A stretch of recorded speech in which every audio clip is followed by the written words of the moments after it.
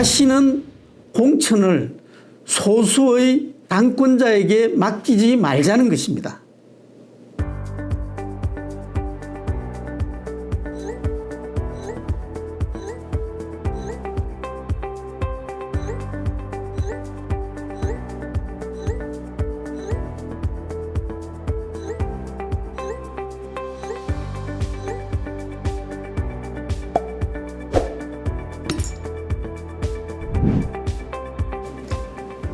황교안과 김영우, 이해찬과 원혜영.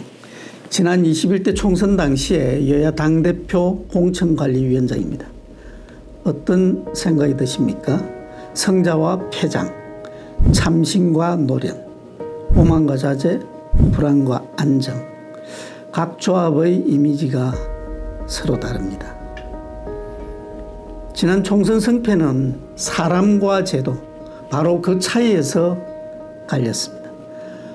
한쪽은 똑똑하다고 자부하는 사람들이 공천을 했고 다른 쪽은 시스템에 따른 객관적인 공천을 했습니다. 선거는 그때 이미 끝난 겁니다. 좀 쉽게 이야기를 해보겠습니다. 야당 당대표는 내가 국회의원 한 번도 못했지만 장관, 총리, 대통령 권한대행까지 해봤는데 알 만큼은 알지. 위원장은 대한민국 정치, 선거 나만큼 아는 사람이 누가 있겠어. 이런 거 아닐까요? 제 말이 맞을 겁니다. 대표는 공천 시작되기도 전에 총선기획단을 만들어서 살생의 공천 가이드라인을 발표를 합니다. 공관위원장이 한 명의 배은망덕한 사람과 10명의 원수를 만드는 상처받는 자리임에도 불구하고 은퇴한 분이 굳이 컴백합니다. 두 분 모두에게 묻고 싶습니다.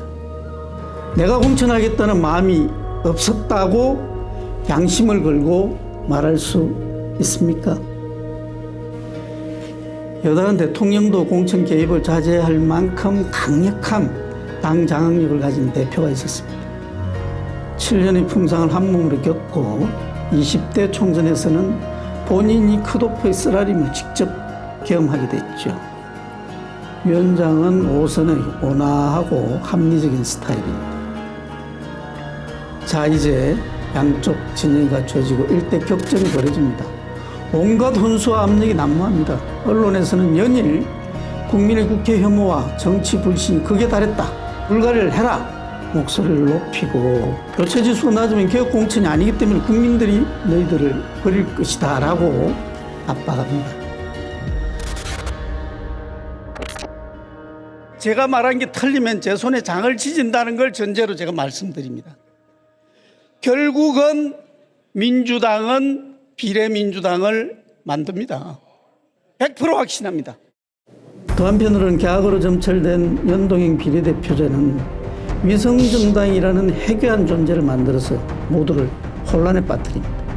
경제는 어렵고 아파트값 폭등을 비롯한 부동산 문제는 서민들의 삶을 팍팍하게 만들어서 여당은 선거만 곧 무너질 거라는 이런 바람을 잡기도 합니다.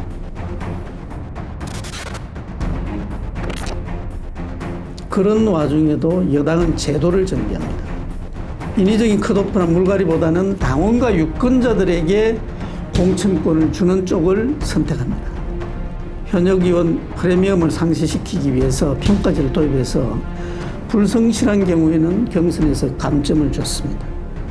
정치 초년생, 장애인, 여성들에게는 가산점을 부여해서 실질적인 경쟁이 될 수 있도록 했습니다.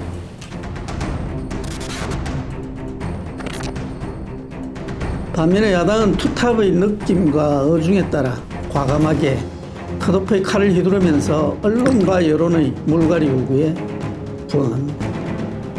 축적 관리되지 아니한 의원평가는 다분히 자의적이었고 여론조사 결과는 단순히 참고 자료에 불과할 뿐이었습니다. 여당은 물갈이 흥행 실패의 비난을 감수하면서도 철저히 경선을 보장했죠.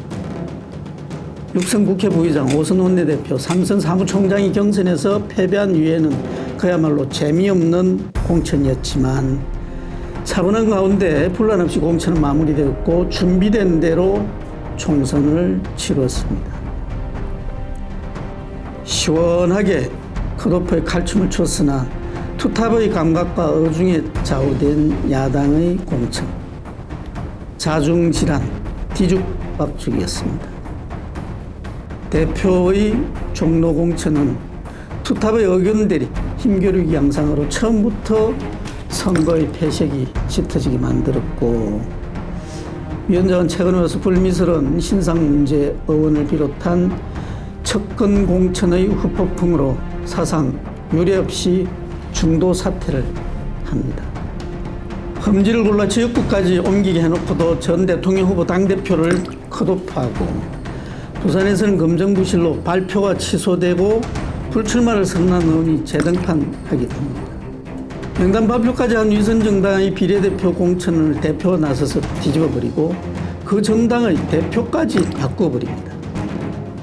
판세가 불리해지자 비상체제의 선대위를 급조하는데, 거기서도 셀프 공천의 혼란스러운 장면이 이어졌고, 마지막에는 사령관으로 선거를 지휘할 대표가 종로 길바닥에서 큰절이나 하는 무전략 무대책의 선거가 치러졌고, 공식 선거 결과 발표가 나기도 전에 대표는 사퇴를 선언해버립니다.